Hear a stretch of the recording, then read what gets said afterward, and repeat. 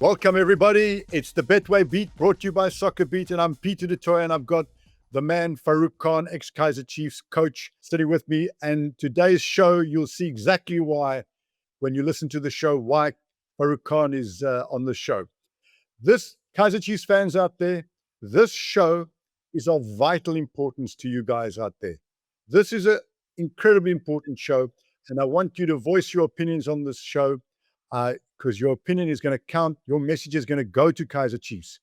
The decision on who Kaizer Chiefs, the decision on who the next Kaizer Chiefs coach will be is an extremely important decision, not just because it's a massive club, but because of where the club sits right now. It's a decision they can't afford to get wrong. Do they stick with the caretaker coaches, or do they get a new coach? And we're going to talk about the coach that that Portuguese media says is coming to Kaizer Chiefs. But the most important thing here is that they cannot get this one wrong. And looking at the history, we can evaluate why Chiefs have got previous coaches wrong and what they need to do to get this decision right. And if you look at it, Nabi seemed the perfect fit. He was a successful coach, experienced coach, charismatic, spoke the right language. They want to play attacking football. He seemed like the right coach, and you can't blame the club. He seemed to tick all the boxes. They brought his entire technical team with him. The fans loved him. Yet, one trophy, a cup, but from a league basis, it didn't look like it was going anywhere. And he also seemed to be a coach behind the scenes that are difficult for them to manage. So they can't get this one wrong. The Portuguese media are saying that Pedro Gonzalez, who was the Angolan national coach, is in serious conversation with Kaizer Chiefs. What we need to look at right now, is he the right man? But more importantly, we need to know, what does the right man look like for Kaizer Chiefs? What's that profile? Now, before we go into that, guys, please don't forget to like and to subscribe. It really helps the algorithm with YouTube, and that allows us to bring you even more and more shows. So please, we really appreciate it, and we need that. So just a simple thing, a little press the like, subscribe. Now, Farouk, I'm not blowing your own trumpet. Facts speak for themselves. Guys out there, these are the facts. And then you'll know why it's so important that you listen to Farouk's views going forward as to who should be the new Kaizer Chiefs coach and what that profile will look for. Fact, Farouk sat on the bench with Mucha Nurtegrel, and I'm going to do a quick summary, which was fatalist. They won everything, including what is now the Confederation Cup. The only thing they missed out on the league, and there's a lot of conversation around that, but it was a successful period of 2 out of the 3 seasons anyway, or 2 seasons, where Chiefs played wonderful attacking football at fast pace. They brought a lot of youngsters into who understood the culture, and were exciting players like his name was Jabu Pule at the time, Scarpa Malatsi, etc., etc. And they won everything except the league.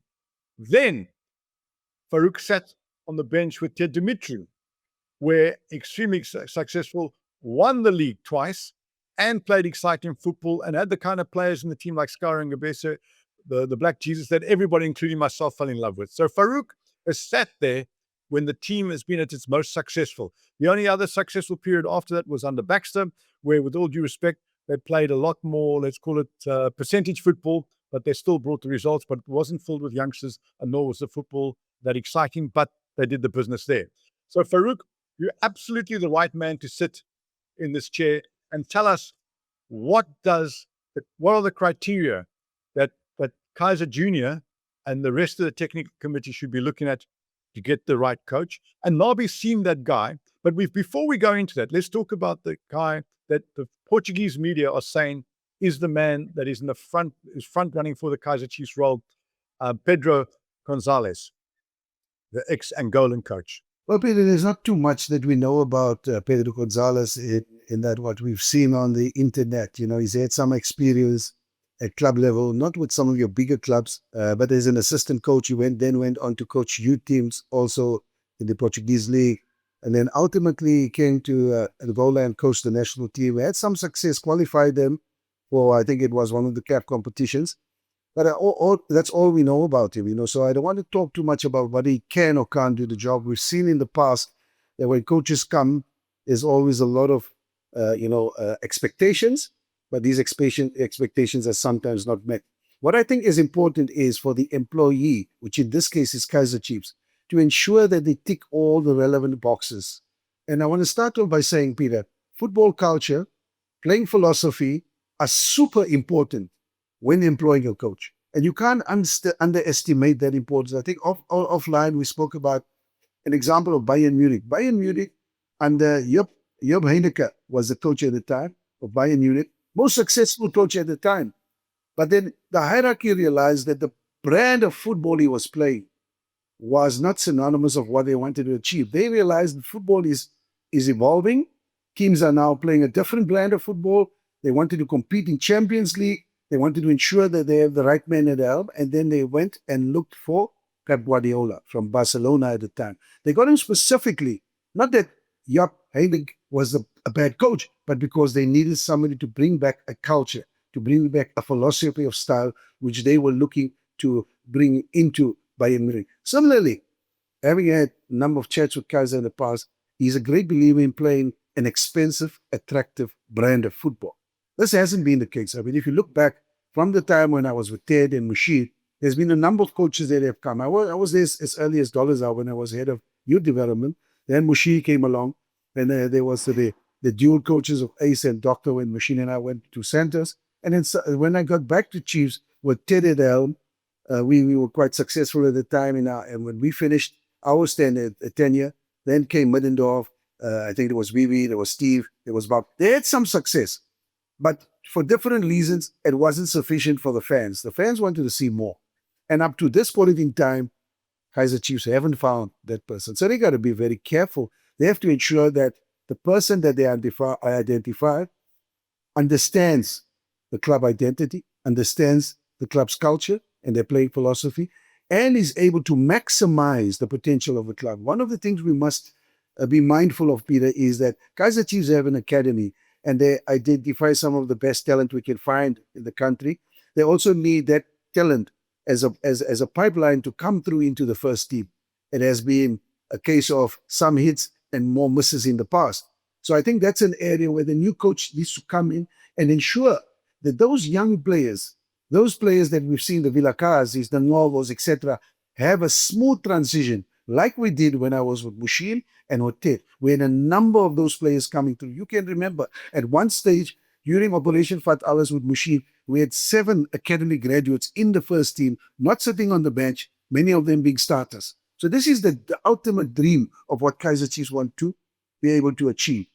And then that's where it goes, Peter. If you don't get that man, it means now another year or 2 or 3 wasted, and you're going to start from scratch a bit. You don't want to be playing the same, record over. It's become a scratch record. You want to start on a different, where you learn from your errors. I always say to players in training, make mistakes, but try to learn from them. Don't end up making the same mistakes over and over. Yeah. So Farouk, there's a couple of important points here. Is that first of all, the coach that they hire, if you look at Mushin Ertegral, Ted Dumitru obviously had experience in this country. Baxter had some experience in this country. Mushin, not really. He didn't have experience in this country. So it's not necessarily having experience in this country that you need to be the coach of Kaizer Chiefs. Would you say that the coach of Kaizer Chiefs, and I'm not sure if the kind of situation has changed that today coaches think they're bigger than the club to a certain extent. And I heard behind the scenes that, and I could be incorrect here, that Nabi was a very difficult character to manage. And I say I speak under correction because this is just a rumor that I'm mentioning. And I think it's difficult when you've got a coach that sees himself as very high profile and he doesn't do anything wrong in his eyes. And it's always the players or the club is not signing the right players, it's not my team, and so on and so forth. I believe that when a coach joins Kaizer Chiefs, he joins an institution with a history and he should be respectful of the history, the ownership, the players, and the youth section. And when he comes to the club, if he hasn't done his homework, that's the bunch of players that you've been given. And then he should honestly say, with these players, I think my first year I'll come 8th, And the second year in year, I'll come fourth. And by the third year, I can win the league with working with management into getting the right team. Whereas I'll never forget Nabi's first point after they lost 4-0 to Yanga was, I'm very happy with my players. I'm very happy with everything. Don't worry, everything is going to be fine. As soon as results start, and he had that same attitude after the first 3 games, but as soon as we started losing games, the Kaizer Chiefs started losing games, it was never Nabi, it was always everybody else. And I think in today's world where everything is very transparent, there's a lot of news out there. Kaizer Chiefs have got to be very careful in this decision that they make, that they don't hire a coach who the coach needs to publicly state he has seen enough videos and he knows he can deliver within X amount of time the following positions, otherwise not take the role. And he understands the commitment to playing players from the youth development. And it's his job to improve players. Otherwise, why are you at Kaizer Chiefs? The point you make is obviously clear when you watch Man City that Pep has made these exceptionally good players even better players.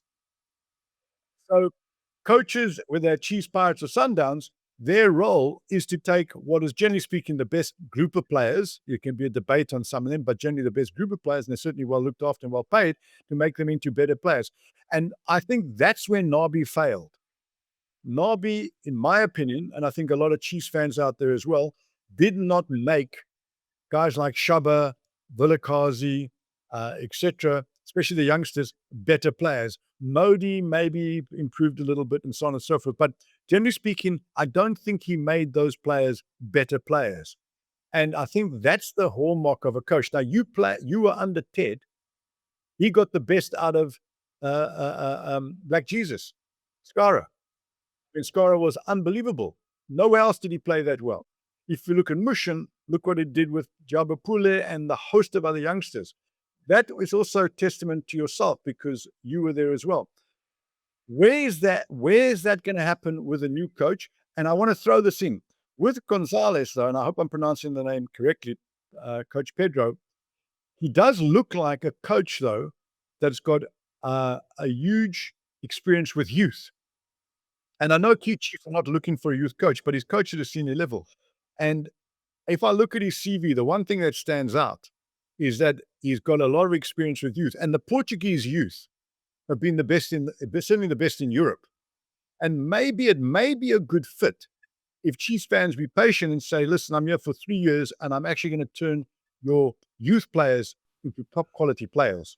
Is that not something, and doesn't that talk to your language as well? Well, Peter, it's a fallacy to believe that coaches that come to a first team can develop youngsters as well as, manage the first team. I can understand when you speak about Skara and the other players that they came into the team already developed. What Mushin, what Ted, and I did was just, give them that relevant experience, that playing time, and the right advice. Because being a pro and an academic graduate is a huge difference between the two. And more so to get into the player's mind, more than teaching him the fundamentals. But it's about finding balance between culture, philosophy, and coaching expertise. Now, he has the coaching expertise at youth level and he's coached at senior level. However, what we must be mindful of, the South African player is totally different to an African player. I say this having dealt with South African players to an extent. When I had foreign players coming from Ghana, from Mozambique, from Angola, they were totally different, Peter. As far as coachability is concerned, as far as etiquette was concerned, work ethic, motivation, all of that. So you got a player here who needs that magic touch. You need a player like Skara. If you say to Skara, you will do this, Skara will rebel. But if you hold Skara around the shoulder and you explain nicely to him, like the Clive Barkers used to do, they used to get the best out of these players because they got into the player's mind. A lot of foreign coaches, we've had coaches with a pedigree of Niskans coming to Sundown, didn't succeed. We had several other top foreign coaches coming to Sundown. There was a player that played at Barcelona, also a top player. I think what a player. I had the pleasure of meeting him at SuperSport on occasions. Fantastic.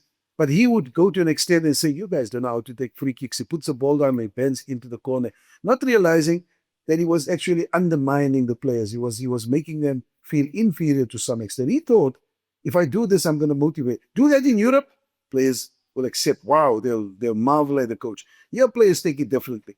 And because of our history in this country, Peter, players look at coaches differently as far as color, as far as ethnicity is concerned. Now, you got to take all of these things into account. It's not just going and looking for a coach and say, this coach is from Portuguese descent, this coach has coached ABC. Chiefs have to make certain that this coach, firstly, is able to embrace the club's culture, the club's history and identity. Chiefs have a history, Peter, but that history has been diluted. If you look at Chiefs, during the time when you played, they were known as the glamour boys, the preferably glamour boys. Why was that? You had computer Lamola, you had teenage Lamola, you had Well, Ace. These players gave an identity. It was synonymous of Chiefs. When Chiefs played, you knew you're going to see a team playing a very, very, entertaining brand of football with rich talent, etc. You don't see that anymore. And the game has evolved. But in saying that, you can bring it back, Peter. You can bring it back if you identify the right coach and the coach is able to identify the right players. I do believe Chiefs can get back to the glory days where they became that beacon of light. Sundowns has now become their Peter. Whether we want to, whether we like it or not, they become that team that people would now say this is a team that actually shows the world what South African football is about. and Pirates are also shown it by the signings they made. I want to tell the viewers out there two important points here. Two important points based on what Farouk has just said. And very wise words, Farouk. Firstly, I want to tell you, young people out there, I played against Chiefs in the 70s and early 80s. And I can tell you now that Kaizer Chiefs team, and I played against them many times. It was just after Kaiser's time, but Ace was playing, Teenage was playing, Wagga Wagga Leko, I can name the entire team. Banks the Sloading Goals, and Peter Ballack, and so on and so forth. Wadamoffa King, Bulahoka. I know that whole team. Malomba Lichabo, what a player, nice guy. Obviously, Banks and Ace became very good friends of mine. But let me tell you about that team. They played tiki-taka football before the word tiki-taka even existed. It was phenomenal. Sometimes when you're playing against them, I was watching because they're absolutely superb and they're by far the best team in the country at that time. Wonderful players, nice guys. They could tackle. Malombo was like Butalinda Buthelezi, but he could play as well. And they had the overlapping fullbacks. It was top class. So first of all, Chiefs, that's where the Glamour Boys came from, because not only do they look the part, they could play.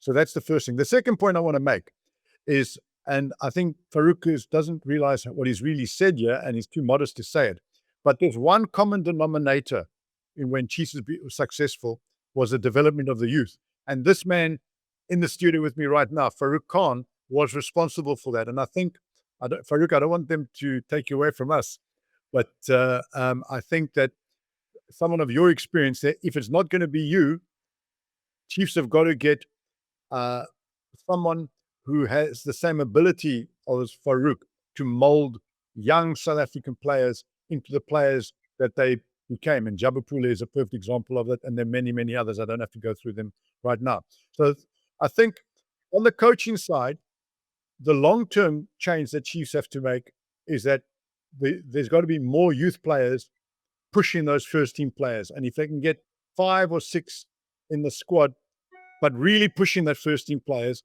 to cut, Shaba and the Villa Carlses and so on, they're more like fringe players. They're not standout players already. Whereas in the past, these guys became standout players immediately. Jabu was a first team player the minute you saw him play.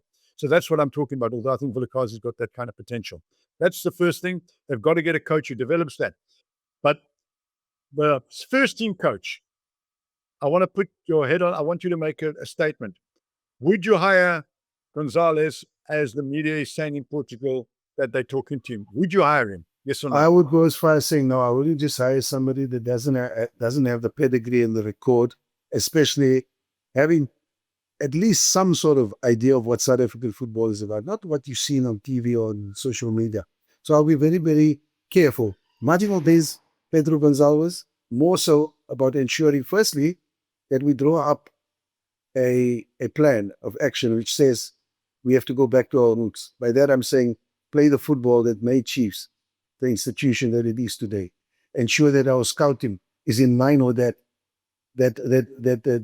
macro plan for the long term. Ensure that the players we scout are of quality, and I do think the Chiefs have exceptionally good young talent. I've seen them play on the GDL. They've got some fantastic talent, but it's how you ensure that their talent is developed and how you ensure that that talent plays the type of football. Let me use an example quickly, Peter. You look at La Masia.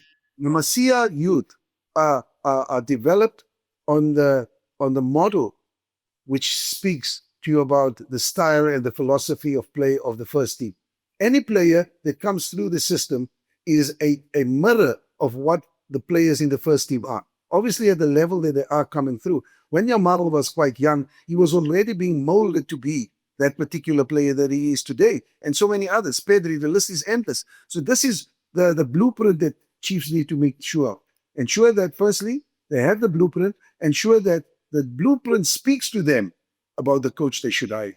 Ensure that the blueprint says to them, this is the coach that you must hire. Firstly, he must have all of this. He must tick all these boxes. He must be firstly a coach that understands our philosophy, our culture, and is able to adapt to that culture. I'm not just talking, Peter, about culture on the field.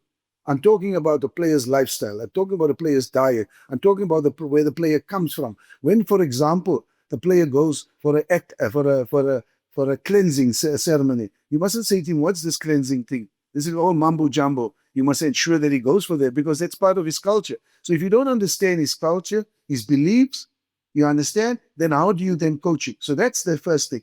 And then we will find that Chiefs are able to now have a culture for a longer period. For the last couple of coaches that they've had a maximum for 2 to 3 years. And we've seen the damage some of those coaches have left behind.